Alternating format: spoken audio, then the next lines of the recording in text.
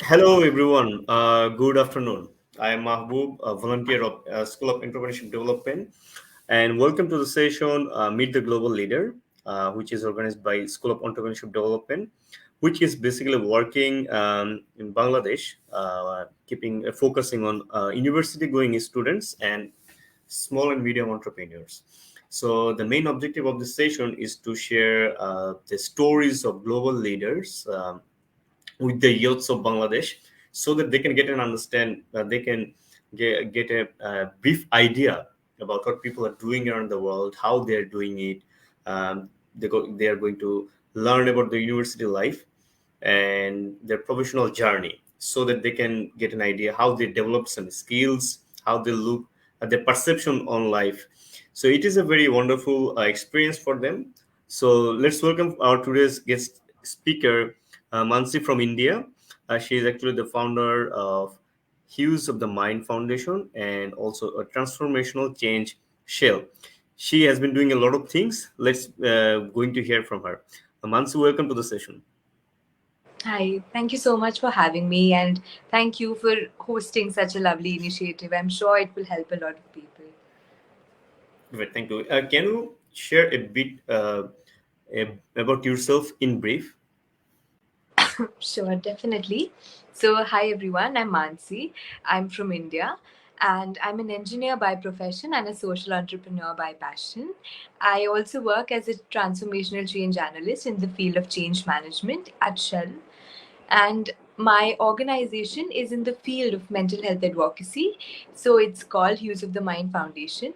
And in the past 3 to 4 years, I've been actively working for a lot of different sustainable development goals, specifically healthcare, climate action, and education. And I have a diverse range of experiences in different organizations that you might have heard of.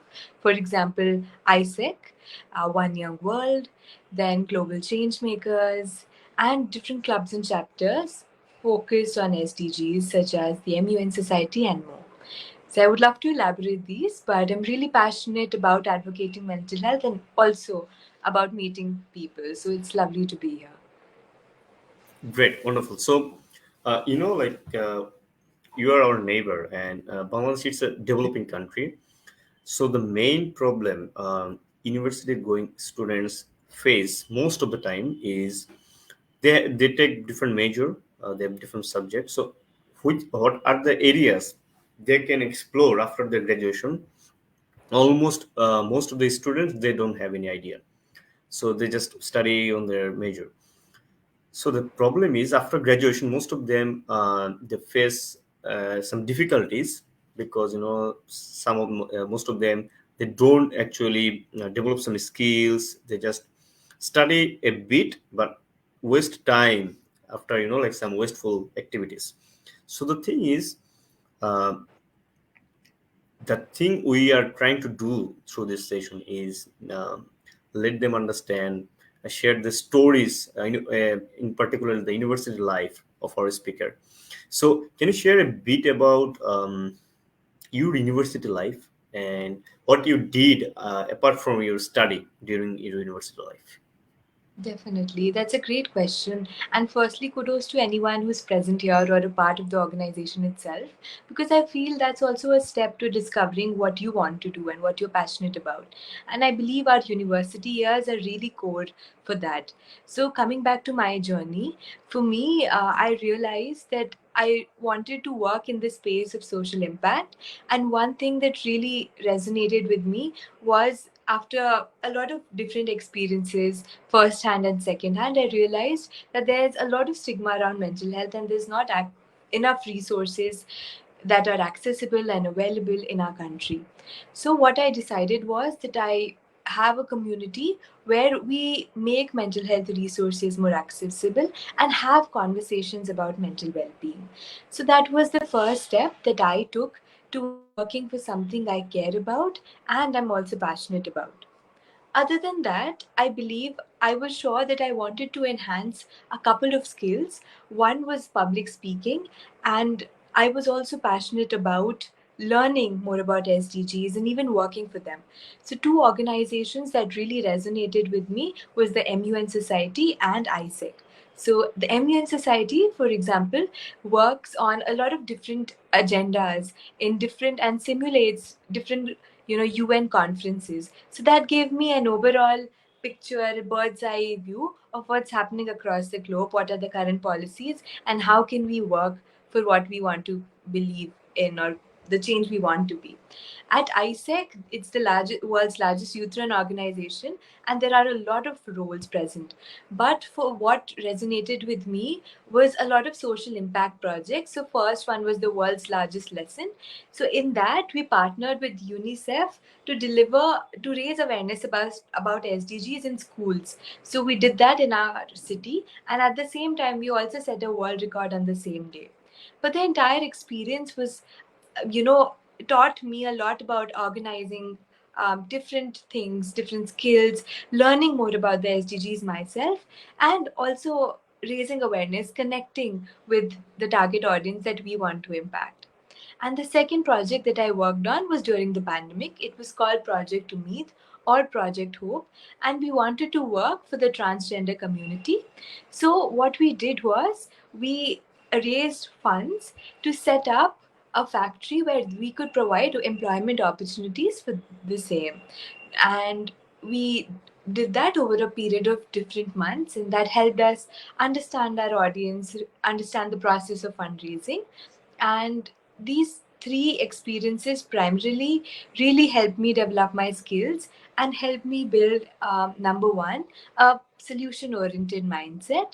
That means that we come across a lot of challenges as an entrepreneur, or as somebody leading any initiative or even participating in an initiative, but just taking that stance to understand the challenge and have a mindset which helps us solve that, really goes a long way. And of course, a really optimistic and positive attitude really backs it up.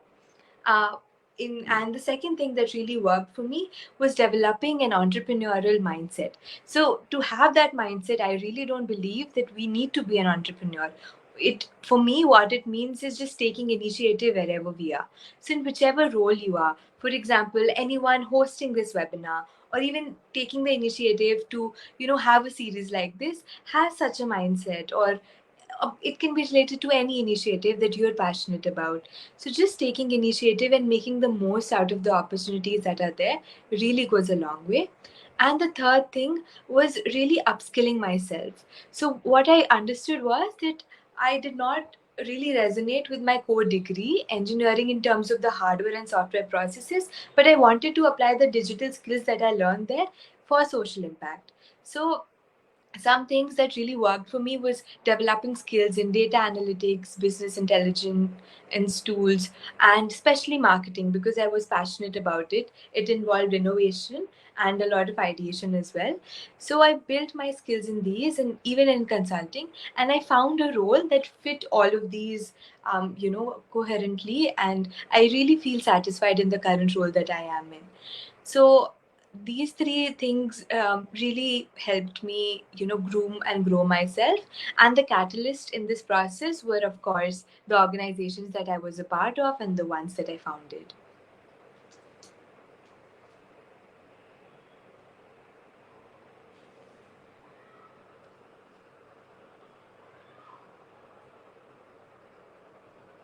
Hi, am I audible? Sorry. Yeah. Yes. Sorry, my internet Yes. was interrupted. Okay. So the thing is, like hearing your story, I was thinking about, did you get any time to study? Because the main point is, like students here, they have time for Facebook, they have time for going out, they have time for traveling, but to do volunteering works or do something apart from their study, is it takes a lot of their time, they think. So how did you manage your time? And the thing is that you are developing entrepreneurial mindset.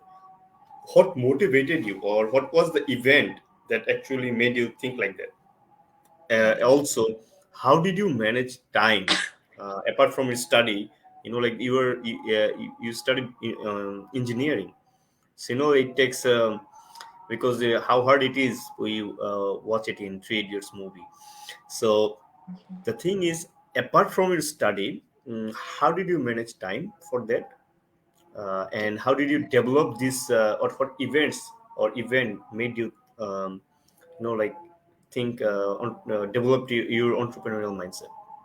Right. Firstly, thank you. These are really great questions and so relevant, I believe.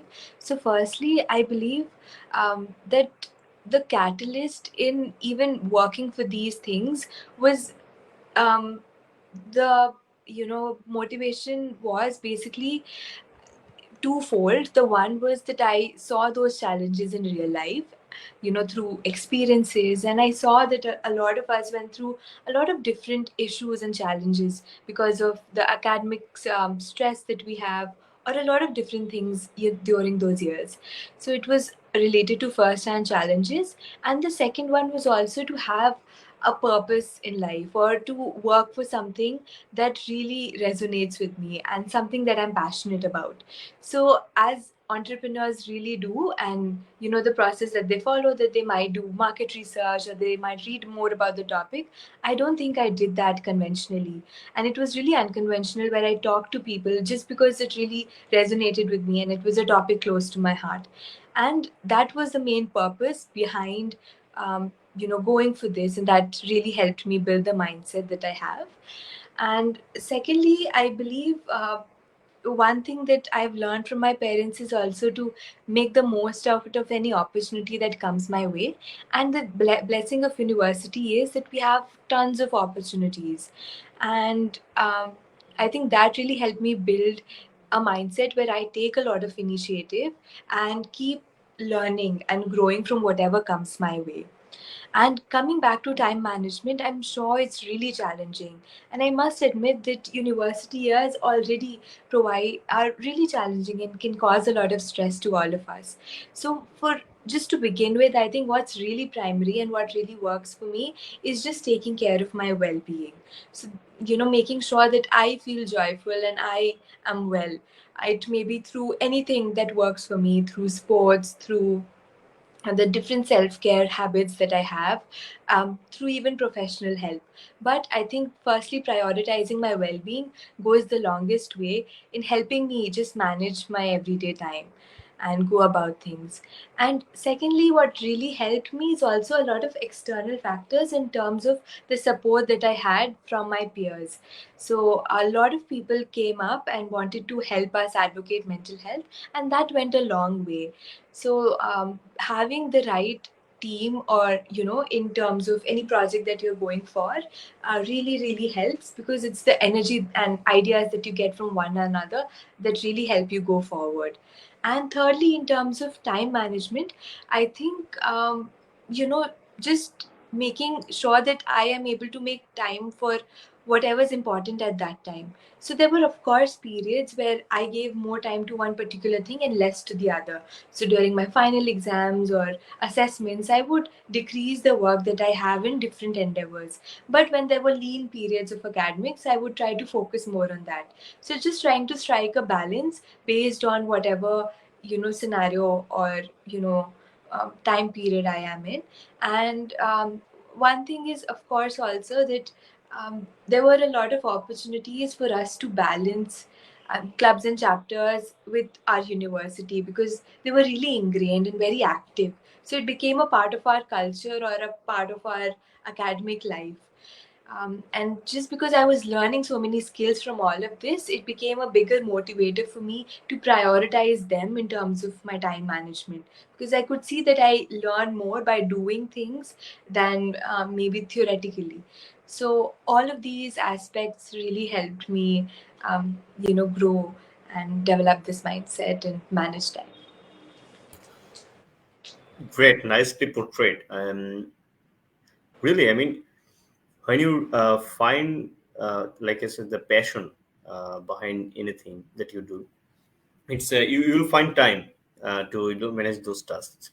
And through LinkedIn so far, I have seen that 28 experiences, like with different organizations. So we'll try to cover some of them in this short time. But can you share a little bit about that about your organization, how Hues of the Mind Foundation, what it does, and how it is creating an impact in your society, and why did you come up with this kind of foundation? Right. So, Use of the Mind Foundation, we started it as an online community for people to share their stories.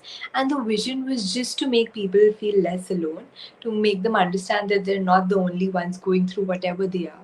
So, we started by sharing stories of one another, and we grew in a movement. And especially during the pandemic, we really focused on making resources more accessible and available. So we have three different pillars. If we talk about the current operations that we have, the first one is education and awareness. So as we all know, there's a lack of education when it comes to mental well-being, and we really don't learn much about it in school, colleges, universities, and even going ahead. So we partner with all of these organizations, a variety of nonprofits, then schools, universities, offices, and a lot of different organizations to raise awareness about mental health in the form of workshops and campaigns. So workshops can be on different topics relevant to whatever our target audience is, and the campaigns can be educational or awareness oriented. So they are in English and also a lot of different languages, for example, Hindi, Marathi, or Tamil, which are the different local languages of India. So, apart from that, the second pillar is youth engagement. So, we actively raise awareness on social media and engage with our target audience. So, as you would see, we have our posts on Instagram, LinkedIn, Twitter, and sometimes even on YouTube. And we also have pocket friendly resources, for example the Hughes letter, which is a newsletter that goes out monthly which has different resources about mental well-being and a lot of pieces when it comes to expression and resources to connect with different professionals or um, talks, books, and more. And then we've also released our book called Hues of You, which is on a similar theme where all of us have shared our journeys of mental well-being, and it has a lot of research-backed articles and resources as well. We also have our podcast, so it talks about the same, just having more dialogues and having more centered conversations which provide different and varying perspectives on things. And the third pillar that we have is research and innovation. So the primary purpose is to make you know um, accessing therapy easier. So we have a repository of mental health professionals which have subsidized therapy as well, and we help people connect with them on our platform. And secondly, we also focus on research. So for example, we're growing in so many ways. There's AI, and there's a need for data privacy when we talk about AI and mental health care. So we worked on that aspect. We also envision, and we're currently working on how climate action affects our mental well-being in specific case studies. So we try to focus on different aspects and overlap and see how we can see its impact on mental well-being. And we've also tried a couple of different initiatives, for example having support groups. So we have pro bono therapy going on, so that's a part of our innovation as well. And we've tried different things such as having merchandise and partnering in different ways with organizations. So it's just a lot of innovation and creativity, but just with a lot of compassion at the core of it. Very wonderful. I mean, like listening to it, I was visualizing that the amount of workload and time you have to spend there. So like it's huge, like activities you're doing. So how do you select uh, your team members, and how you motivate them? Because like this kind of activities, because this school of entrepreneurship, they're doing kind of similar activities like that, like research, innovation, and stuff. So like sometimes it is difficult, like to keep team members motivated. So how do you select team members, and how do you motivate them, uh, and also, like, how do you keep all the members in the same pace? Definitely. So I'll take it one question at a time. So, firstly, in terms of selections, so the only criteria that we have is based on two things. Firstly, is that they're passionate about advocating mental health, and that may come from any space, maybe first-hand experiences, second-hand, or just a need that they see in society or in their everyday lives. And the second aspect is the will to keep learning. So even when we started, we were really really young, and we didn't have a plan in mind, and I feel like even right now we're just learning from everything. But the aspect was that we wanted to keep learning from the feedback that we have and growing our skills, and I feel that's really primary in anything that we want to do. So these two aspects, and of course, if they're able to manage time, because I understand that we're all volunteering and we have full time, commitments as well. So that aspect, and in terms of selection, so we've partnered with a lot of organizations in India and across the globe, and that helps us reach out to people. And when they resonate with our work, they a lot of times come forward and join our organization themselves. So we have members from different countries, and yes, so we all work virtually, and we have different teams that collaborate so that it's not siloed and people don't feel like they're working by themselves. And in terms of keeping them motivated, I think it's an aspect that all of us are just learning and exploring. So, for example, even I have a full time role, and to balance that, I know that I have limited time on my hands. So, I also empathize and understand that that's the case for other members and volunteers in our team. So, what really works for us is communication. So, communicating if they're busy, communicating if they can't make time, and all of that, on virtual platforms. Secondly, is connection. So, just to try to meet and connect with people one on one or in teams meetings to understand what's going on in their life, what they're going through. So I would not say that it's something that's going perfectly, but it's something that we're all trying to balance. And especially since we're working virtually, it gets more tricky because in person you're able to get a sense of each other even better. But I think our team is really wonderful, and the one thing that really matters is the passion for the cause, and that really brings us all together at the end of the day. Very true, very true. That when you do good things and people know about it, they by themselves, like, come and join out of their passion. uh, can you share also a bit about your involvement with One Young World? So you have been the One Young World ambassador since Yes. 2022. So can you share?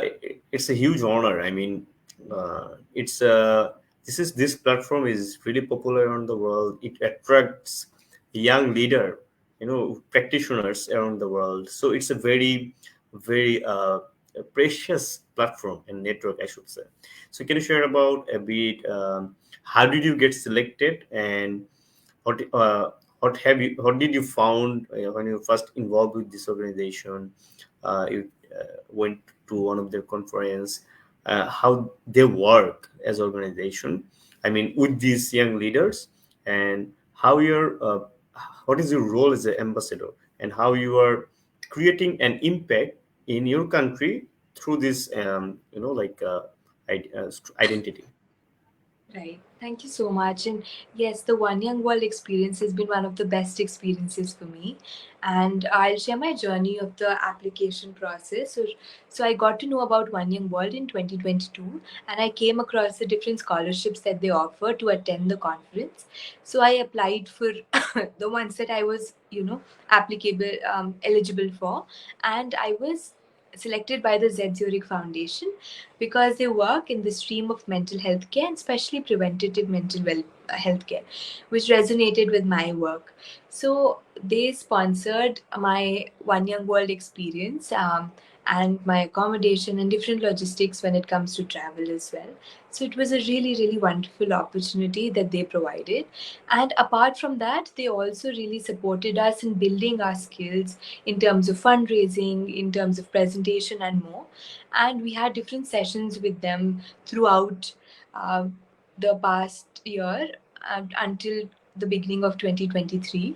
And my One Young World experience itself was so marvelous because I really was able to connect with different people and ambassadors from all across the globe. A lot of them were scholars like me, and a lot of them were also representatives of their company. So just to have conversations about with them about what they're doing and how are they making a change in whatever they do, I think it really just made us so enthusiastic and energetic about what we were working for. And it also helped us understand different perspectives about what's going on in different countries and how they're working to make things better. In terms of we also learned, best practices, and you learned a lot from each other's experiences. So it's a memory that will really stay close to my heart. And I was actually there exactly 1 year ago, I believe. So it's really special to talk about it as well. And after One Young World, I feel that there have been a lot of wonderful opportunities to stay connected with ambassadors. So there we have different resource pools where we can come back to and reach out to different ambassadors in order to collaborate with them, or even if you want to just run some ideas by them. So the community is really, really active, and that really motivated me to also become the engagement lead for for my region. That's the Asia One region. So India falls under that, and even Bangladesh. So our idea is just to engage our ambassadors, highlight their work, make them excited for the upcoming events and conferences. So we have an event right now in September as well, and different delegates will be traveling to Belfast this year in October to attend the conference too. So my experience with them has been really wonderful so far. And I'm sorry if I missed any specific questions. Let me know, and I'd be happy to elaborate that. Yeah. So no, you covered all the things. So the thing is, you started involving yourself with various activities, and then you traveled, you explored. It was not only based on your country. So you explore outside your border. So, and because of this globalization, like the world is your country. So people or students, they should actually explore. They should not confine themselves within the boundary of their country. So the thing is, you have been doing a lot of things, and you started your professional career last year, since last year. So Yes. can you share a bit, as a transformational change analyst at Shell, not directly what is your responsibilities, but uh, what is the role of you as a transformational change? So what do you do, and what are the skills you have, because for to like perform your work better? Definitely. And here I'm just sharing my experience. So I'm not speaking at the behalf of Shell, Yep. I would say. Yeah, sure, Uh, sure. Yes, so my experience has been in this space of change management, and here we work on different projects in terms of business delivery. So I work especially on cultural change, where we talk about psychological safety and how we can build that in organizations. So change management is also a niche in consulting. So there are a lot of skills and tools relevant to that I've learned in the organization that helps me make it easier and helps the change process be smooth in terms of anything that's happening, whether there's a change culturally or in terms of new launch, maybe a new R&D center in a country, or different examples. So, with respect to that, I believe that I've learned a lot of skills in terms of stakeholder management, in terms of understanding where the business is, and asking the right scoping questions to understand where it is and where it needs to go, and what are the engagement opportunities that can help us pave our way into that goal, and what are the different ways in which we can engage our audience, how can we empathize with them and relate to them. So I believe this role has really helped me in developing those skills. And otherwise, my experience in the organization has been really wonderful in terms of working for different DE&I initiatives. So, in the form of workshops that I host in the organization or the different networks that I'm a part of. A lot of them are focused on inclusion and making our workplace more accessible.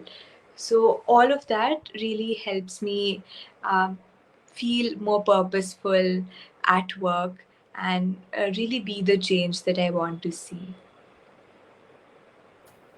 Wonderful. And do you believe that because you were involved with so many, like volunteering activities or associated with your organization, other organizations in different roles, you mixed with different people from different countries. So all of those involvement and skills you developed because of that, were they like help you in the beginning of your professional career to perform your work more effectively than the general, like professional people? Did you believe that those were helpful, like activities or initiatives you were associated with to help you perform better at your work? Definitely, that's a great question, and I truly believe that it really did. So, as I also elaborated the skills earlier, so there's a lot of leadership skills that I learned through my organization, through the different initiatives that I had in my university years, and of course, all the skills that I built. When we talk about marketing or content creation, public speaking, even the technical skills, they've really helped me back the right job. So I think anything you do really goes a long way. And I'm sure that you would have heard of this quote by Steve Jobs that you may not be able to connect the dots as you see them, but you can always connect them looking back. So I'm, of course, paraphrasing it. It's not the exact quote, but the idea is that anything that you do, if it resonates with you, if it's something you care about, you're passionate about, I think it really goes a long way to just support you in whatever you do in the long term too, and maybe any skill. So Steve Jobs also talked about how during his university time he did a course on fonts and handwriting and calligraphy, and at that point it did not seem very relevant, but that was the basis of Apple as an organization where it's focused on design and is design centric. So you never know where all of these skills come into play. And for me, they really came into play in terms of my organization. So, in transformational change, I am responsible for change management and engagement. So, I actively work with a lot of stakeholders. There's a lot of public speaking involved as well. So, all of these things, my experience of delivering mental well-being workshops or advocating mental health, went a long way in applying those skills, and I really grew as a person because of it. Wonderful. Do you have any role model or mentor who you follow or from whom you can seek some, like guidance? Right. I believe I have so many role models, and I'm so grateful that I have so many people in my family to look up to. And I genuinely believe that I have learned something or the other from all of my close family members. So I feel that there are really powerful women in my family. When we talk about my mother, and my family itself has really encouraged me to prioritize my education. So from my early years, focused on academics, then engineering or even higher education if I want to pursue. And I think that really provides us the independence to be financially independent, or even be independent in terms of choosing our career path or developing our skills. So I'm glad that they prioritize education. And secondly, I feel that the values that really resonate with me are of courage, empathy, and consistency. And these are the three core values that I've learned from my parents and grandparents, because they've really sort of raised me. So, apart from that, I also love Michelle Obama's work, and her book Becoming is my favorite book. So I feel that she really, got vulnerable in that book and shared a lot of insights from her life that all of us can apply. And she talked about a lot of different things about privilege, about how we face anxiety, and how we sort of have different limiting beliefs also, and how she navigated her entire journey. So Michelle Obama and also Oprah Winfrey. So I think that she's someone who really dives into her intuition and is also spiritual, and I really connect with whatever she talks about and shares. And I see these values of authenticity and staying true to herself.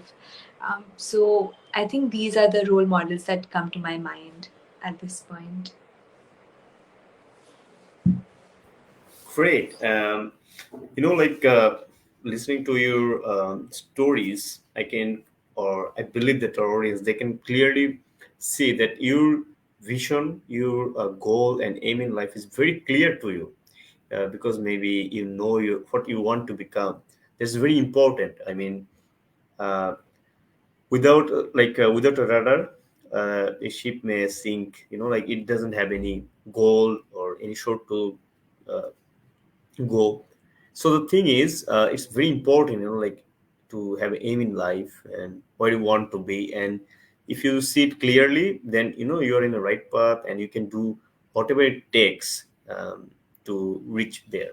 So it's very visible that you see your future, what you want to be. So, and the thing is, this is very important, otherwise people or students especially, they will like they will suffer after the graduation because of like if they don't build an aim, or if they don't know what they want to become after the graduation, it will it will it will let them suffer if they don't do that. So the thing is, we are almost at the end of our session, so I'll just trying to wrap up asking two questions. One is, you have been like working in different organizations. Uh, you have experience working with different teams, local, international. So sometimes like some argument or conflict arise. So what do you do? How do you handle this kind of conflicts? Maybe in your team, or if you have experience. Like handling this kind of situation, so you can, if you share one case, if you experience it, that how did you actually solve or handle the conflicting situation in a team. Right, definitely. And before I even move on to that question, I'd just like to say that even I, as an individual, I'm just figuring out, what I really want to do, how I want to navigate things going forward. So it's always a journey, and I hope that whoever's watching this is not so hard on themselves that they need to figure everything out. Because I know that in our day and age, there are so many options. There's a lot of confusion as well, and sometimes anxiety too, to make the right decision, to make the right call. So as long as you're putting in, intentional hard work into whatever you do, I think it will really reap benefits. And knowing yourself and learning about what you want to do and figuring it out is a lifelong journey. We're all trying to, navigate that, I feel. And now going back to conflict management, so I think the conflicts that I've had would be, for example, related to any initiatives that we're trying to, for example, organize um, in our organization, Use of the Mind. So we were working virtually, right? And a lot of times we're all from different paths, different perspectives. So I think one scenario that was there was also about collaborating with organizations for our conference. And So, just understanding which organizations to collaborate with was a challenge and how to go forward, because we were all organizing a conference for mental health for the first time. So, in that sort of conflict where we're not sure of how to move forward, which vision to take, what really helped us was number one, to not look at it as something that we have against one another, but to look at the problem holistically. What are we trying to solve? Are we trying to make mental health resources more accessible? Are we trying to connect with people more? So looking at the bigger picture rather than trying to get our idea, to work. So working as a team or looking at the problem as the challenge rather than each other as the challenge. And second thing was to understand and try to empathize with each other's perspective. So a lot of times it's not one or zero, right? So it's not or, it can be and. We can do something and make sure that we're doing something else as well, just to understand and get everybody's opinion on the table. And the third is to actually really make everyone feel heard, seen, and valued. So I think a lot of conflict also arises when one person feels like they're not valued enough, or their opinions are, not respected. So to make sure that everybody has that space to voice whatever they're feeling. So I think this really helped us manage conflict. And for me, empathy is always a game changer.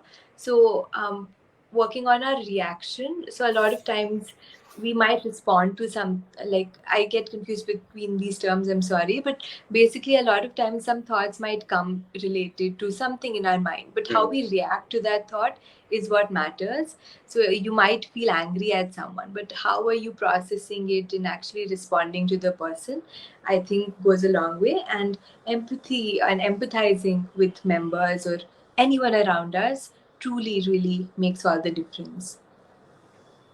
Definitely, very nicely put. So our last question of this session is, like a lot of people, especially we know so many stories and stuff. So if you can relate, what skills, like students right now, they should develop, for future, like uh, professional journey of them, so that like the future is like industrial change, uh, technology is like it is going to be very advanced already. So how they should prepare themselves, how what are the skills they should develop while being a student right now, so that they can 2, 3, or 4 years later after their graduation, they can they can fit with the industry or the revolution that are coming. Right, definitely. So I understand that there are particular skills that are definitely going to grow, and it's important to be adept at them. But more importantly, what I believe is that it's important to be self aware and to understand what are really our strengths, where do we shine, and what are we good at, what are our natural gifts and talents, and to leverage those to build our skills. So, for example, for me, I am somebody as a person who loves to meet people, and I really shine in roles where I am facing people or engaging with them, building connections, or building networks with them, and that helped me finalize what I want to do in terms of my career path. I also built skills in the same space. For someone, if they, for example, recognize that their skill is also analytical thinking or research, probably they can also build their skills in that space. They can focus more on research papers, and they can eventually land up a job in that space or go forward in whatever path they want to. But I think everything starts with understanding what are we good at and what do we want to do, how can we earn money. So of course that ikigai model that we have. And in terms of skills, I think there are some skills that really really go a long way. So of course, understanding, so it's, I don't think it's a make or break situation, but these skills will really help us in any scenario. What I've understood is presentation skills, whether it's communication, public speaking, or even content writing, are really key right, in whichever sphere you are. It may be technical or non technical too. And secondly, of course, being aware of the current skills that we have in the market. So, as you talk about AI or ML, so I think keeping up with the future skills is also important in how we can leverage them in whatever we are doing. So that, but I am sure there will be a lot of skills to add. But what I truly believe in is understanding what we are good at, and then leveraging those natural gifts to really shine in whatever we do. Great. Thank you so much, Mansi, for the insightful session and so many wonderful information and effective strategies or skills you have shared so far. Uh, so many things to discuss, but because of time constraint, we are at the end of the session. But from behalf of Entrepreneurship School of Entrepreneurship Development, uh, I'm sharing my sincere gratitude and thank you for sharing your information and stories of a journey of a professional life. So thank you so much. Thank you so much, and thank you so much for having me again. And it was lovely to have this conversation. I feel like it was great to reflect on the different things that happened, and I'm sure that all of us will learn a lot from each other. Definitely. So have a good day, and dear audience, have a good day. We'll see you in our next session. Thank you.